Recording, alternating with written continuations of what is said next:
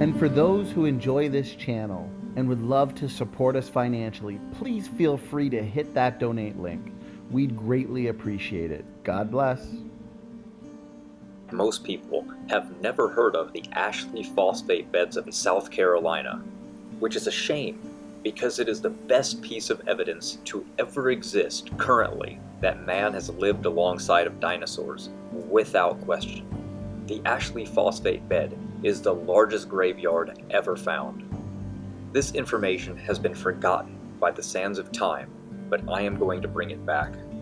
Today, the Ashley phosphate bed is mined for its high quantities of phosphate, which is being used for fertilizer, so there is great money to be made.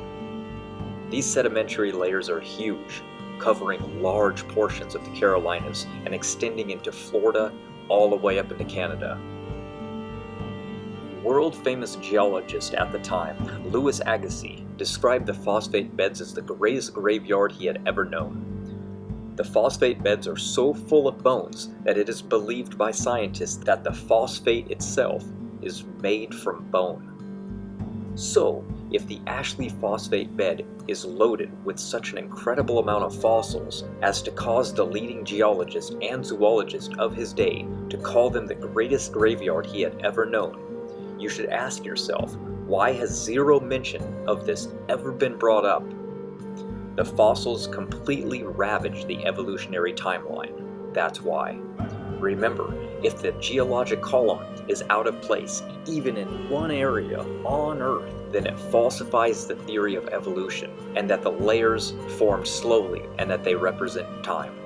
Well, when you look at this one place where there's an 18-inch thick layer, you will see why it's suppressed.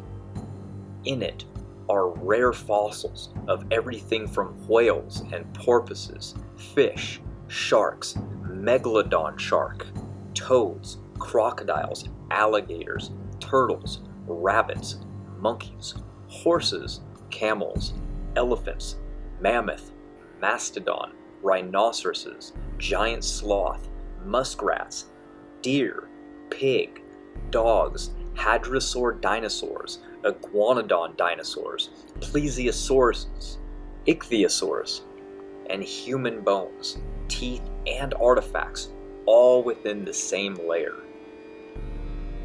Professor S.F. Holmes, the paleontologist and curator of the College of Charleston's National History Museum, described the fossil graveyard in a report to the Academy of Natural Sciences. He stated, "Remains of the hog, the horse, and other animals of recent date, together with human bones mingled in with the bones of mastodon and extinct giant lizards." And this is on record. The occurrence of a hadrosaur dinosaur remains in the Ashley phosphate beds has not been dealt with in the secular science literature really at all. Only 2 sources exist. They have kept it silent, which is typical. The sad part is, when they first uncovered the relics of the human bone, they immediately became afraid. They, without hesitation, considered their jobs to be at a loss, so they said that the bone was out of place to one another, so they immediately threw it in the river to be erased from history and hidden from all view. They knew that such a find would cause them to either probably lose their jobs or their grant funding. And this is all the way back in the late 1800s. They were still in fear of the government from evolutionary dogma, as Darwin's theory had now taken hold. The scientists who studied this knew exactly what they had found. This is why their deep concern for finding such anomalies. Professor of Geology and Paleontology F.S. Holmes believed in the conventional evolutionary sequence. So he knew full well that humans and dinosaurs should not be found in the same layer. In fact, he wrote, "Not long after finding the above-named relics of human workmanship and engaged in our usual visits to the Ashley bed, a bone was found projecting from the bluff. Immediately in contact with the surface of the stormy stratum, we pulled it out and behold, a human bone. Without hesitation, it was condemned an accidental occupant of quarters to which had no right, geologically, and so we threw it into the river. Alas, we have lived to regret our temerity and rashness. A year later, A lower jawbone with teeth was taken from the same bed, and now we have it in the cabinet. After the news became public, I guess Holmes saw no reasons to cower from his discovery anymore, as Holmes portrayed a dinosaur with a man on the cover of his own book. Evolutionists have admitted that if dinosaurs are ever found with humans, then they would admit that the Noah's flood was real and that man did live alongside of dinosaurs, and that the biblical timeline is true.